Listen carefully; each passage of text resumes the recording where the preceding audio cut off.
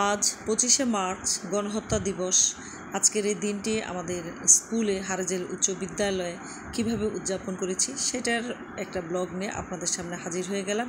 Hello everyone, কেমন আছেন সবাই? আশা করি সবাই ভালো আছেন, আমরাও ভালো আছি। আজকের এই দিনটি দেখতেই পাচ্ছেন, আমার সকল স্যার ম্যাডামরা সবাই মিলে আমরা আসলে অডিটোরিয়ামে বসে গিয়েছি আলোচনা অনুষ্ঠান করার জন্য। যেহেতু রমজান মাস এবং দ্রুতই আলোচনাটা শেষ করার জন্য চেষ্টা চালিয়ে গিয়েছি, কিন্তু তারপরে দেখা যাচ্ছে যে আসলে অনেকটা সময় লেগে গিয়েছে। আসলে এই গণহত্যা দিবস সম্বন্ধে অনেক কিছু বলতে ইচ্ছা করে, তারপর একটু আপনারা আসলে সবাই জানেন 25শে মার্চের গণহত্যা দিবস সম্বন্ধে, তারপর আসলে একটু না বললেই নয়। যে দিনটি আসলে আমরা বিশেষভাবে উদযাপন করছি 25শে মার্চ, আসলে কালো রাত, চারদিকে চিৎকার, আর্তনাদ, লাশের স্তূপ আর উত্তেজিত পৈশাচিক হানাদার।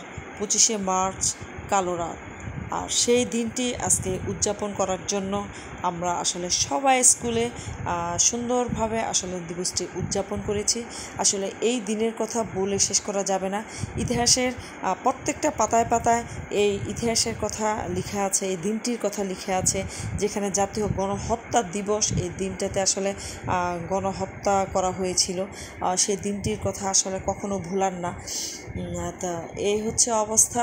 আমরা আসলে প্রত্যেকে একে একে বক্তৃতা পর্ব দিচ্ছি এবং আলোচনা করতেছি এবং ছাত্রছাত্রীদের সাথে, এবং এই রাতে অগণিত শহীদ সহ মুক্তিযুদ্ধের পুরো 9 মাস ও জুলাইয়ে বিপ্লবে প্রাণ উৎসর্গকারীরা সব শহীদদের প্রতি আমরা আসলে আজকের অনুষ্ঠানের মাধ্যমে গভীরভাবে শ্রদ্ধা নিবেদন করছি।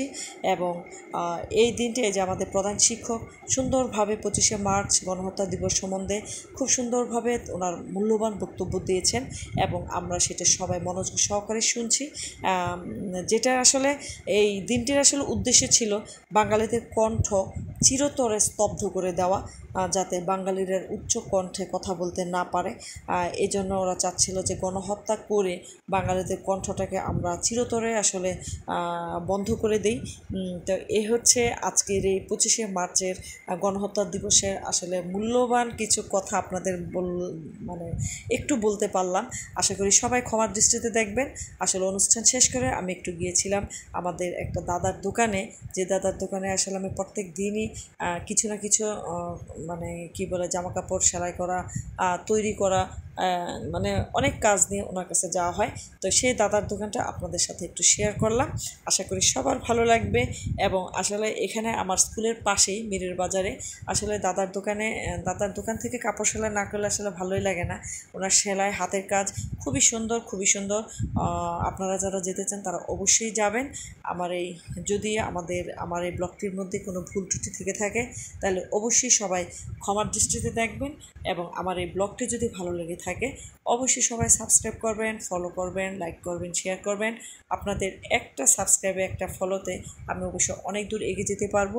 ধন্যবাদ সবাইকে, সবাই ভালো থাকবেন। আল্লাহ হাফেজ।